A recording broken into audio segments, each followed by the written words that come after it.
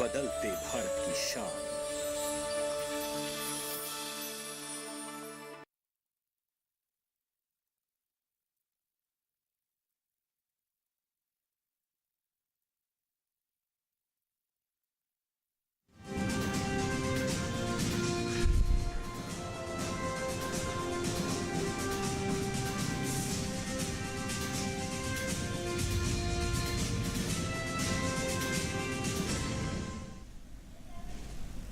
नमस्कार, किसान समाचार में आप सभी का स्वागत है। सबसे पहले मुख्य समाचार।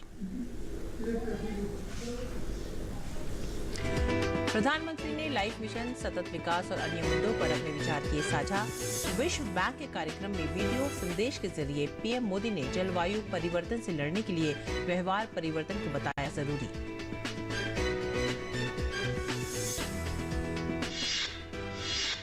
प्रधानमंत्री नरेंद्र मोदी ने शुक्रवार को असम के नामरूप में प्रतिदिन 500 टन मेथनॉल उत्पादन क्षमता वाले प्लांट का किया शुभारंभ।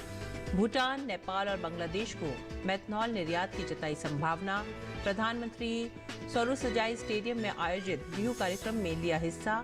बिहू नृत्य कार्यक्रम को देखकर अभिभूत हुए।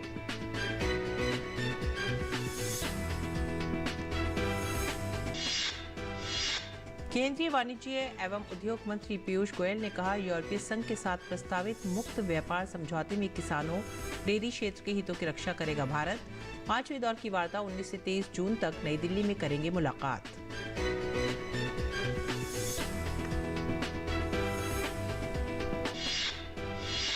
मुख्यमंत्री मनोहर लाल खट्टर ने कहा, एमएसपी पर 14 फसलों की खरीद करने वाला देश का पहला राज्य बना हरियाणा। किसानों को बेमौसमी बरसात और ओलावृष्टि से प्रभावित फसलों का मई माह तक दे दिया जाएगा मुआवजा। होजल मंडी के विकास के लिए 2.5 करोड़ देने की घोषणा।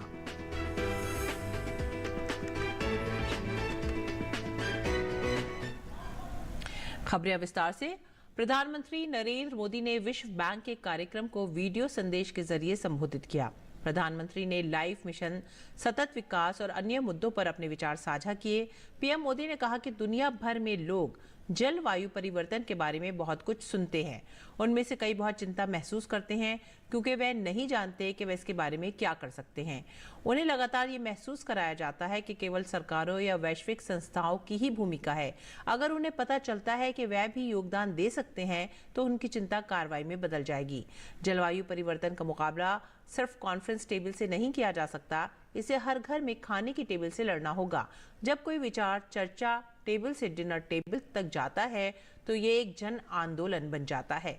हर परिवार और हर व्यक्ति को इस बात से अवगत कराना कि उनकी पसंद से धरती को बेहतर बनाने और गति प्रदान करने में मदद मिल सकती है। मिशन लाइफ जलवायु परिवर्तन के खिलाफ लड़ाई का लोकतंत्रीकरण करने के बारे में है। जब लोग जागरूक हो जाते हैं कि उनके दैनिक जीवन में सरल कार्य शक्तिशाली होते हैं तो पर्यावरण पर बहुत सकारात्मक प्रभाव पड़ेगा। जन आंदोलनों और व्यवहार परिवर्तन के मामले में भारत की जनता ने पिछले कुछ वर्षों में बहुत कुछ किया है। लोगों द्वारा किए गए प्रयासों ने भारत के कई हिस्सों में लिंग अनुपात में सुधार किया है। ये वह लोग हैं जिन्होंने बड़े पैमाने पर स्वच्छता अभियान का नेतृत्व किया था। चाहे नदियां हों, समुद्र तट हो या सड़कें, वे सुनिश्चित कर रहे हैं कि सार्वजनिक स्थान कूड़े से मुक्त हों। और ये लोग ही थे जिन्होंने एलईडी बल्बों के प्रयोग को सफल बनाया। भारत में लगभग 370 मिलियन एलईडी बल्ब बेचे जा चुके हैं। ये हर साल लगभग 39 मिलियन टन कार्बन डाइऑक्साइड उत्सर्जन से बचने में मदद करते हैं। भारत के किसानों ने सूक्ष्म सिंचाई द्वारा लगभग 7 लाख हेक्टेयर कृषि भूमि का कवरेज सुनिश्चित किया है। प्रति बूंद अधिक फसल यानी पर ड्रॉप मोर क्रॉप के मंत्र को साकार करते हुए इससे भारी मात्रा में पानी की बचत हुई है। ऐसे और भी कई उदाहरण हैं। मिशन लाइफ के तहत हमारे प्रयास कई क्षेत्रों में फैले हुए हैं, जैसे स्थानीय निकायों को पर्यावरण के अनुकूल बनाना, पानी की बचत करना, ऊर्जा की बचत करना, अपशिष्ट और ई कचरे को कम करना, स्वस्थ जीवन शैली को अपनाना, प्राकृतिक खेती को अपनाना, मिलेट्स को बढ़ावा देना इन प्रयासों में शामिल है। और आगे बढ़ेंगे अगली खबर की तरफ। वित्त मंत्री निर्मला सीतारमण ने कहा है कि जलवायु परिवर्तन के कारण अब रोजमर्रा के जीवन पर कई तरह के प्रभाव देखे जा रहे हैं। अमेरिका की राजधानी वॉशिंगटन डीसी में विश्व बैंक के कार्यक्रम में उन्होंने कहा कि मिशन लाइफ के माध्यम से भारत में पर्यावरण के अनुकूल जीवन शैली को अपनाने पर बल दिया जा रहा है। सीतारमण ने कहा है कि प्रभावशाली लोगों को जलवायु परिवर्तन पर अपनी बात और अधिक प्रबलता के साथ रखनी चाहिए। मिशन लाइफ का अर्थ है लाइफस्टाइल फॉर एनवायरनमेंट, यानी पर्यावरण के अनुकूल जीवन शैली।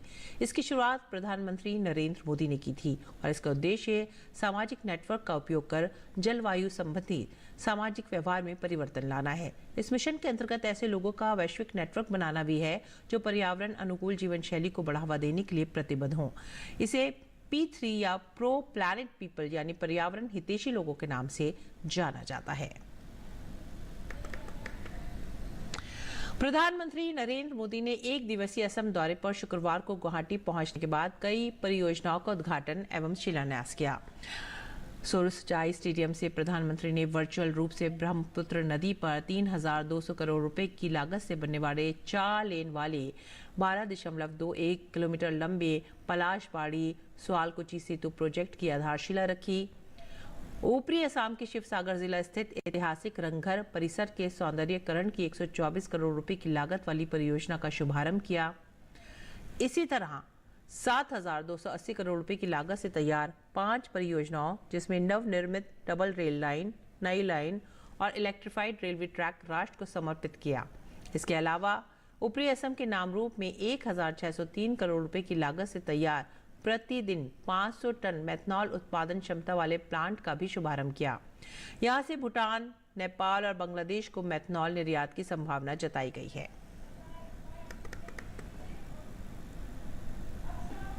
से असम अब पड़ोसी देशों को भी मेथनॉल एक्सपोर्ट कर पाएगा। असमिया कला, संस्कृति, परंपरा के प्रतीक रंग घर के रीडेवलपमेंट और सुंदरीकरण का काम भी आज शुरू हुआ है। संस्कृति और तेज विकास का जो ये उत्सव हम सभी मना रहे हैं। प्रधानमंत्री ने अपनी असम यात्रा की कड़ी में शुक्रवार को सोरुसजाई स्टेडियम में आयोजित बिहू कार्यक्रम में भी हिस्सा लिया। असम गुवाहाटी के सोरुसजाई स्टेडियम में शुक्रवार को आयोजित बिहू नृत्य कार्यक्रम को देखकर प्रधानमंत्री अभिभूत हो गए। इस कार्यक्रम में एक साथ 11,000 से अधिक बिहुआ बिहुतियों ने हिस्सा लिया। गौरतलब है कि गुरुवार को सोरुसजाई स्टेडियम में बिहू नृत्य और ढोल वादन का विश्व रिकॉर्ड भी बनाया गया था, जिसका प्रमाण पत्र प्रधानमंत्री की उपस्थिति में Guinness book of world records की ओर से प्रदान किया गया।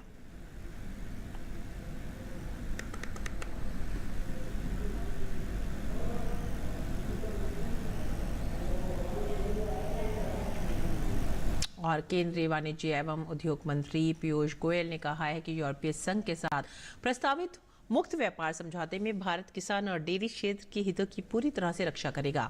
भारत और यूरोपीय संघ के मुख्य वार्ताकार 5वें दौर की वार्ता के लिए 19 से 23 जून तक नई दिल्ली में मुलाकात करेंगे। वाणिज्य मंत्री रोम में CEO बिजनेस इंटरैक्टिव सत्र में अपने संबोधन के दौरान कहा कि भारत इटली साझेदारी में उच्च लक्ष्य निर्धारित किए जाने चाहिए, क्योंकि उन्नत रणनीतिकी साझेदारी के आलोक में काफी नई संभावनाएं हैं। गोयल ने यह भी कहा कि भारत यूरोपीय संघ व्यापार समझौते के लिए वार्ता का शीघ्र समापन हो सके, इसके लिए इटली और फ्रांस के पूर्ण समर्थन की पेशकश की है। वाणिज्य मंत्री पीयूष गोयल यहां दोनों देशों के बीच व्यापार और निवेश संबंधों को और बढ़ावा देने के तरीके खोजने और इस विषय में निजी क्षेत्र तथा नेताओं के साथ बातचीत करने के लिए आधिकारिक दौरे पर हैं। वे भारत फ्रांस कारोबारी सम्मेलन में शामिल होने के लिए पेरिस भी गए थे।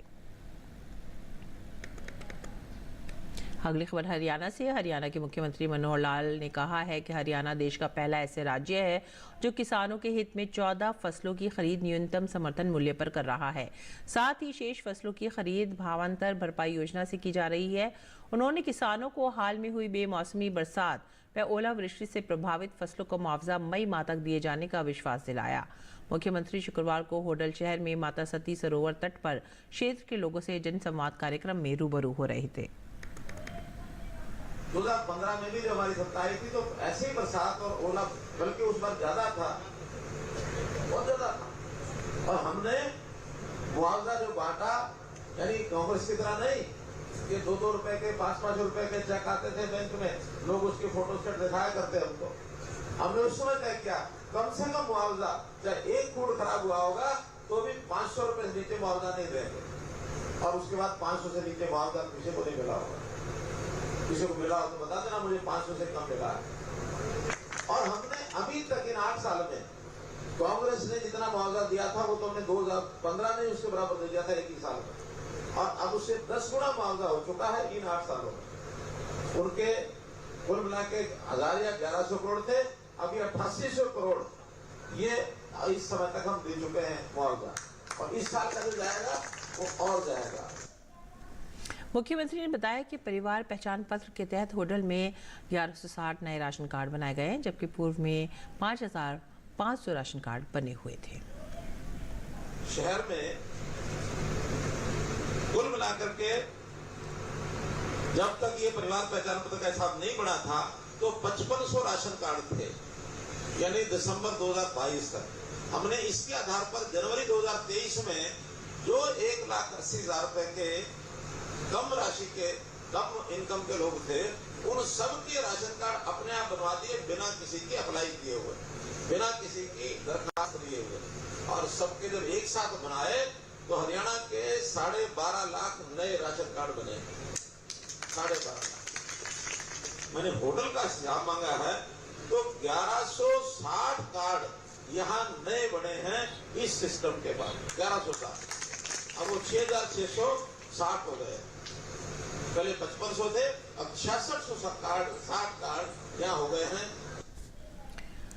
राष्ट्रीय स्वच्छ गंगा मिशन ने युवाओं को जल संरक्षण और नदी पुनरुद्धार की दिशा में प्रेरित करने के लिए देश के 49 विश्वविद्यालयों के साथ 49 प्रतिष्ठित विश्वविद्यालयों के साथ एक समझौते पर हस्ताक्षर किए हैं। नमामि गंगे यूनिवर्सिटी कनेक्ट कार्यक्रम में मौजूदा केंद्रीय जल शक्ति मंत्री गजेंद्र सिंह शेखावत ने कहा कि समझौते का उद्देश्य नदियों के संरक्षण के लिए छात्र समुदाय को जन आंदोलन का नेतृत्व करने के लिए प्रेरित करना है। देखते हैं ओपी यादव की यह खास रिपोर्ट। देश और दुनिया के करोड़ों लोगों के विश्वास और आस्था के प्रतीक नदियों को स्वच्छ, निर्मल और अविरल बनाने के लिए जल संरक्षण एवं नदी पुनरुद्धार की मुहिम को आगे बढ़ाने के क्रम में युवाओं की भागीदारी सुनिश्चित करने के उद्देश्य से राष्ट्रीय स्वच्छ गंगा मिशन ने नमामि गंगे यूनिवर्सिटी कनेक्ट कार्यक्रम का आयोजन किया है। कार्यक्रम में देश के 49 प्रतिष्ठित विश्वविद्यालयों के साथ एक समझौते पर हस्ताक्षर किए गए। इस दौरान मीडिया से बात करते हुए केंद्रीय जल शक्ति मंत्री गजेंद्र सिंह शेखावत ने कहा कि समझौता ज्ञापन का उद्देश्य हमारी नदियों के लिए एक स्थायी इकोसिस्टम को तैयार करने में विद्यार्थी समुदाय की भूमिका को बढ़ाना है। निश्चित रूप से इतने वृहत स्तर पर जब हम किसी काम को करते हैं, उसकी सफलता को सुनिश्चित करने के लिए आवश्यक है कि समाज उसके साथ में जुड़े, और समाज को जोड़ने का जो सबसे महत्वपूर्ण घटक हो सकता है वो शैक्षिक संस्थान हो सकते हैं, जहां इस जिम्मेदारी के एहसास को उनके भीतर, स्टूडेंट्स के भीतर, उस इंस्टीट्यूट के पूरे परिवार के भीतर सर्जित करने के साथ साथ में उनके माध्यम से हम जो है ये रिस्टोरेशन और रिजुविनेशन पर काम करें। राष्ट्रीय स्वच्छ गंगा मिशन के महानिदेशक डी अशोक कुमार ने कहा कि यह उपयुक्त समय है जब हम नई पीढ़ी को नदियों के महत्व के बारे में जागरूक कर जल संरक्षण के लिए प्रेरित कर सकें। We thought it's time we expand the scope of the program and involve the next generation in one of the most important aspect of their future, that's the water. Water is one thing which is taken for granted and I would not say has no value, but is priceless, but has no price attached to it as of now. कार्यक्रम में बोलते हुए राष्ट्रीय जल mission की mission निदेशक अर्चना वर्मा ने कहा कि जल हमारे जीवन का एक अहम हिस्सा है और इकोनॉमी का एक बड़ा माध्यम भी। 3 out of 4 jobs in the world is related to water, a water-intensive industry. 150 crores of job across the globe is based on water. So if water becomes scarce, there will be unemployment, there will be problem in development. Namami Gange university connect कार्यक्रम में भाग लेने आए विभिन्न विश्वविद्यालयों के शिक्षाविदों ने भी जल संरक्षण के लिए उच्च शिक्षण संस्थानों के महत्व को रेखांकित किया। 1.5 लाख से ऊपर हमारे स्टूडेंट्स ही हैं, तो हम सब एक बहुत बड़ा सहयोग देंगे इसको बिल्कुल कामयाब करने का। और पानी ही, जल ही हमारा जीवन है और इसको तो अभी हमें अपनी धरोहर को बचा के रखना है, तो हमारा इसमें पूरा सहयोग। 1.5 मिलीमीटर पर ईयर समुद्र का स्तर बढ़ रहा है, जो सबसे बड़ी प्रॉब्लम है। अगर हम रेन वाटर को पूरे को हार्वेस्ट कर लें तो rain water harvesting is the only and only solution to fight with this water mission. ये जो मिशन है हमारा बहुत बड़ा है और छात्रों के माध्यम से बहुत आसानी से बढ़ाया जा सकता है, क्योंकि एक छात्र कम से कम 5-10 लोगों को इन्फ्लुएंस करने की पोजीशन में रहता है, अच्छी प्रैक्टिसेस कर सकता है। जितना हम वेस्ट जनरेट कर रहे हैं वो सारा हमारे नदियों में और हमारे समुद्रों में जा रहा है, उसकी वजह से जो बहुत प्रॉब्लम्स आ रही हैं। तो सिर्फ इसको पानी की नज़रिए से ना देख के अगर हम घरों में जाकर थोड़ी सी अवेयरनेस बढ़ाएं। I really appreciate and I think our students will participate in this inclusive project, and most important is the rejuvenation of water which is flowing into this country. We have got enough rain, so that whatever rain we get, I think we have to retain that water. विश्वविद्यालयों से आए विशेषज्ञों ने कहा कि भविष्य में क्रांति जल को लेकर होगी और नदियों के संरक्षण के लिए छात्र समुदाय को जोड़कर हमें इसे जन आंदोलन का रूप देने की जरूरत है। जो जल एक जीवन जो है, जल के लिए जो 3rd वर्ल्ड वॉर बनने वाले है, ये जल को जब तक ना हम लोग ठीक तरीके से उपयोग करें, ठीक तरीके से इसको मैनेज करें, ठीक तरीके से इसको ड्रिंकिंग वाटर में कन्वर्ट करें और भविष्य को बचाने के लिए एक गोती लाना जरूरी है। पानी की महत्व तो कितने भी बताए उतना कम है और सारा विश्व इसके आधार पर हो सकता है लड़ भी पड़े, तो इसकी पढ़ाई से लेके इसकी ज्ञान और मन में ऐसे प्रैक्टिस बनना चाहिए। हमारे हर चीज में बच्चों को इसके बारे में पढ़ाई करवाया जा रहा है। कोई भी सब्जेक्ट पढ़े उनको उसकी कोरिलेशन सस्टेनेबल डेवलपमेंट का करना है। शेखर कपूर साहब ने एक फिल्म बनाई है वाटर, जिसमें वर्ल्ड वॉर 3 पानी के ऊपर दिखाए गए, राज्यों के बीच में कावेरी जल विवाद, यमुना जल विवाद, दिल्ली और हरियाणा के बीच में। तो ये एक वानगी भर है, आने वाला समय बहुत भयावह है। ये देर से लिया गया एक दुरुस्त स्टेप है। 50 यूनिवर्सिटी के साथ जो जल बचाओ, जीवन बचाओ को लेकर के आज यहाँ एक MOU साइन किया है। निश्चित रूप से आने वाले समय में ये जन भागीदारी में इसका बहुत बड़ा सहयोग रहेगा। देश में जल संरक्षण और नदियों के कायाकल्प की थीम को साकार करते शिक्षाविदों के इस महाकुंभ में जल संरक्षण और नदियों के जीर्णोद्धार के महत्व के बारे में विश्वविद्यालयों में वाद विवाद और दूसरी प्रतियोगिताओं के व्यापक आयोजन का भी सुझाव दिया गया। देश की 65% से भी अधिक आबादी युवाओं की है और इसी युवा शक्ति के दम पर भारत सरकार नमामि गंगे परियोजना के जरिए गंगा को स्वच्छ, निर्मल और अविरल बनाने का लगातार प्रयास कर रही है। निश्चित तौर पर सरकार की इस पहल से एक ओर जहाँ गंगा के प्रति युवाओं की आस्था बढ़ेगी, वहीं इसको स्वच्छ, निर्मल और अविरल बनाने में मदद भी मिलेगी। मेरे से कैमरामैन AK के साथ में OP Yadav, DD news, Delhi. और केरल में कृषि उत्सव विशु आज पूरे उत्साह और उल्लास के साथ मनाया जा रहा है। ये उत्सव केरल में नए साल के आगमन का प्रतीक है। दिन की शुरुआत विशुकन्नी के अनुष्ठान से हुई, जिसमें मौसमी फल, सब्जियां, पीले फूल, चावल, सोना, कपड़ा, सिक्के और पवित्र ग्रंथों को एक थाल में रखकर देवता के सामने पेश किया जाता है और इसी प्रथा से भगवान के पहले दर्शन होते हैं। राज्य के सभी मंदिरों में सुबह सुबह अनुष्ठान आयोजित किए गए। सबरीमाला मंदिर में भी विशु पूजा की गई।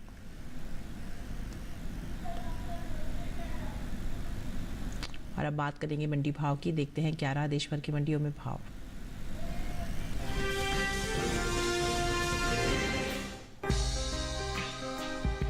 कृषि उपज मंडियों में इन दिनों सरसों की आवक सामान्य बनी हुई है।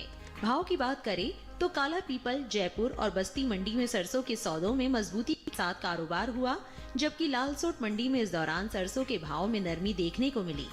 एग्वाक नेट के मुताबिक मध्य प्रदेश की काला पीपल मंडी में 13 अप्रैल को सरसों का भाव रहा 5,025 रुपए। 14 अप्रैल को इसके भाव में 95 रुपए की तेजी आई और भाव जा पहुंचा 5,120 रुपए पर। राजस्थान की लालसोट मंडी में इस दौरान सरसों के सौदों में नरमी के साथ कारोबार हुआ। यहाँ 13 अप्रैल को सरसों का भाव था 5,161 रुपए। 14 अप्रैल को इसके सौदे 111 रुपए टूटकर 5,050 रुपए पर हुए, जबकि जयपुर मंडी में 13 अप्रैल को सरसों का भाव रहा 4,510 रुपए। 14 अप्रैल को इसके सौदों में 308 रुपए का उछाल आया और भाव जा पहुंचा 4,818 रुपए पर। उत्तर प्रदेश की बस्ती मंडी में इस दौरान सरसों के भाव में बढ़त देखने को मिली। यहां 13 अप्रैल को सरसों का भाव था 5,515 रुपए। 14 अप्रैल को इसके भाव में 20 रुपए की तेजी आई और भाव हो गया 5,535 रुपए। ये तिलहनी फसलों की पैदावार के लिए अच्छा साबित हुआ है। मौसम की अनुकूलता का असर तिलहन की पैदावार पर देखने को मिला है। इस साल कुल तिलहन की उपज का रिकॉर्ड टूटने जा रहा है। कृषि मंत्रालय की ओर से जारी दूसरे अग्रिम अनुमान के मुताबिक देश में घरेलू स्तर पर कुल तिलहन की पैदावार रिकॉर्ड स्तर पर पहुंच गई है। साल 2022-23 के दौरान कुल तिलहन की पैदावार 400,01,000 टन होने का अनुमान है, जो पिछले वर्ष के तिलहन उत्पादन की तुलना में 20,38,000 टन अधिक है। जबकि बीते साल इस दौरान कुल तिलहन की उपज 379,63,000 टन रही थी। वहीं बात सरसों की करें तो इस साल देश में रिकॉर्ड सरसों की पैदावार अनुमानित है। कृषि मंत्रालय के मुताबिक साल 2022-23 के दौरान 128,18,000 टन सरसों पैदा होने का अनुमान है, जो पिछले सीजन की पैदावार 119,63,000 टन से 8,55,000 टन अधिक है।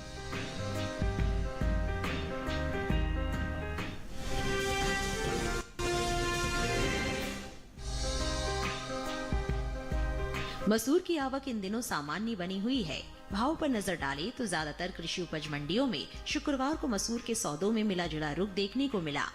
एग्बाक नेट के मुताबिक मध्य प्रदेश की काला पीपल मंडी में 13 अप्रैल को मसूर का भाव रहा 5,560 रुपए।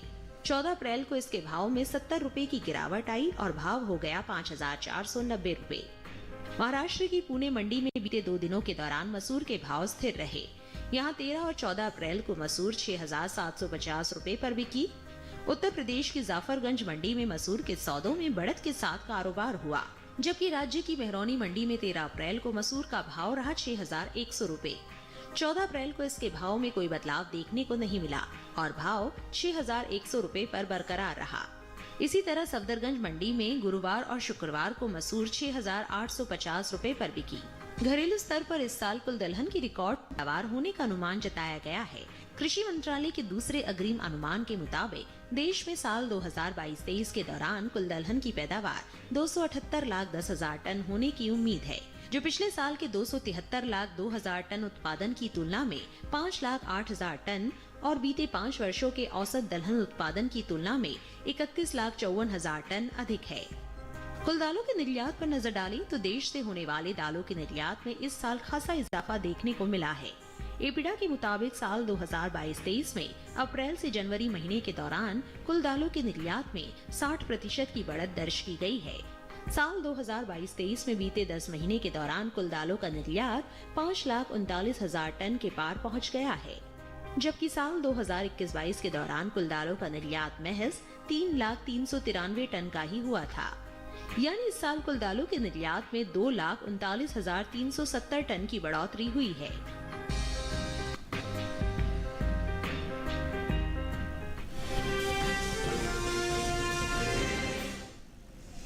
और आइए अब बात करते हैं मौसमी खेती की। किसान इस मौसम में कैसे रख सकते हैं अपनी खेती का ख्याल, देखते हैं।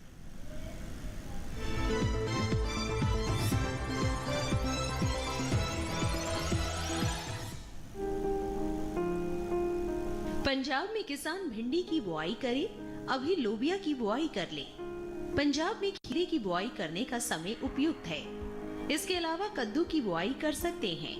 वहाँ लौकी की रुपाई कर ले। इसके साथ ही आम की रुपाई करते रहें। यही किसान अमरूद की रुपाई करे। इस समय किन्नू की रुपाई के लिए सही समय है। पंजाब में पपीते और लीची की रुपाई करते रहें।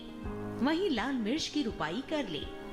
किसान बैंगन की रुपाई भी कर सकते हैं। साथ ही करेले की रुपाई करें। उत्तर प्रदेश में खीरे की खेती के लिए खेत तैयार करें। किसान करेले की बुआई कर ले। इस समय लाल मिर्च की बुआई कर सकते हैं। यहाँ मूंग की बुआई करें। इसके अलावा मटर की तोड़ाई करते रहें। उत्तर प्रदेश में गेहूं के खेत में पर्याप्त नमी बनाए रखें। वहीं किसान उड़द के खेत से खरपतवार निकालें। अभी टमाटर की रुपाई कर सकते हैं। साथ ही बैंगन की रुपाई के लिए समय उचित है। यही आम के बागों में सिंचाई करते रहें। किसान प्याज के खेत में सिंचाई कर ले।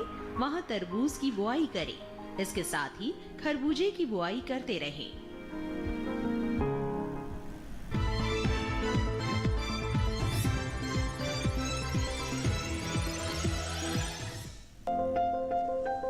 दालें प्रोटीन से भरपूर होती हैं।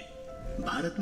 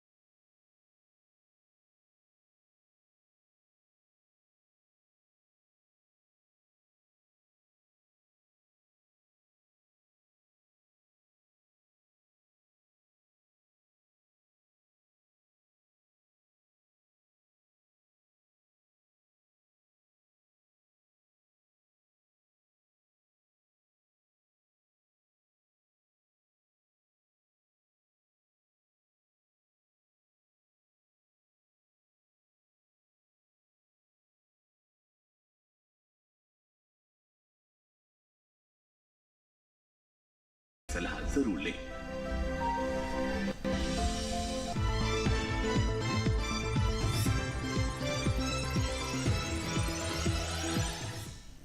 और अब कुछ और खबरें खास खबर में। देश का विदेशी मुद्रा भंडार 6.306 अरब डॉलर बढ़कर 584.755 अरब डॉलर पहुंच गया है। इस बढ़ोतरी के साथ ही विदेशी मुद्रा भंडार 9 महीने के उच्चतम स्तर पर पहुंच गया है। आरबीआई ने शुक्रवार को जारी आंकड़ों में बताया कि 7 अप्रैल को सप्ताह हफ्ते में देश का विदेशी मुद्रा भंडार 6.306 अरब डॉलर बढ़कर 584.755 अरब डॉलर रहा। केंद्रीय वित्त मंत्री निर्मला सीतारमण ने वाशिंगटन डीसी में आईएमएफ द्वारा आयोजित डिजिटल पब्लिक इंफ्रास्ट्रक्चर के लाभों को बढ़ाने के विषय पर उच्च स्तरीय सेमिनार में भाग लिया। वित्त मंत्री निर्मला सीतारमण ने बताया कि कैसे भारत के मजबूत डिजिटल पब्लिक इंफ्रास्ट्रक्चर जैसे कि open network for digital commerce और अकाउंट एग्रीगेटर प्लेटफॉर्म ने छोटे उद्यमियों को क्रेडिट और अन्य डिजिटल सेवाओं तक पहुंचने में सक्षम बनाया है। असम का लोक नृत्य बिहू और पारंपरिक संगीत ने Guinness book of world record में नाम दर्ज करा लिया है। बिहू कलाकारों ने 2 अलग-अलग विश्व कीर्तिमान स्थापित किए हैं। पहला रिकॉर्ड एक ही स्थान पर सबसे बड़े एथनिक डांस परफॉर्मेंस और दूसरा रिकॉर्ड एक ही जगह पर सबसे बड़ी ट्रेडिशनल म्यूजिक परफॉर्मेंस को लेकर दर्ज किया गया। दिल्ली के शराब नीति घोटाले में अब दिल्ली के मुख्यमंत्री अरविंद केजरीवाल की मुश्किलें बढ़ रही हैं। सीबीआई ने अरविंद केजरीवाल को पूछताछ के लिए समन भेजा है। आरोप है कि नई शराब नीति से दिल्ली सरकार को 3,000 करोड़ एक्साइज ड्यूटी में और 3,500 करोड़ रेवेन्यू में नुकसान हुआ। महाराष्ट्र के रायगढ़ जिले में दर्दनाक घटना हुई है। खोपोली इलाके में यात्रियों को ले जा रही एक बस गहरी खाई में जा गिरी। बस में सवार 7 यात्रियों की मौके पर ही मौत हो गई। वहीं अन्य 25 घायलों को अस्पताल में पहुंचाया गया है। पुलिस और प्रशासन की टीम मौके पर पहुंच गई है। उत्तर प्रदेश के श्रावस्ती जिले में राष्ट्रीय राजमार्ग 730 के पास एक दर्दनाक सड़क हादसा हो गया है। इस हादसे में 6 लोगों की जान चली गई और 8 अन्य लोग घायल हुए हैं। यह हादसा तब हुआ जब आज थाना क्षेत्र इकोना में एक इनोवा गाड़ी पेड़ से टकरा गई। घायलों को बहराइच रेफर किया गया है। जम्मू कश्मीर में 62 दिन की अमरनाथ यात्रा इस वर्ष 1 जुलाई 31 अगस्त तक चलेगी। ये यात्रा अनंतनाग जिले में पहलगाम और गांदरबल जिले में बालतल मार्गों से एक साथ शुरू होगी। इस वार्षिक यात्रा के लिए पंजीकरण 17 अप्रैल से ऑनलाइन और ऑफलाइन दोनों तरीके से कराया जा सकेगा।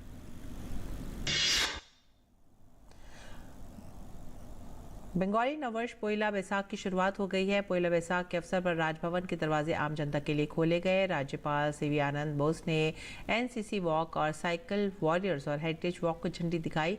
इस दौरान राज्यपाल ने कहा कि बंगाल अपना गौरव पुनः प्राप्त करेगा। इसके साथ ही हमें दीजिए आज्ञा। नमस्कार।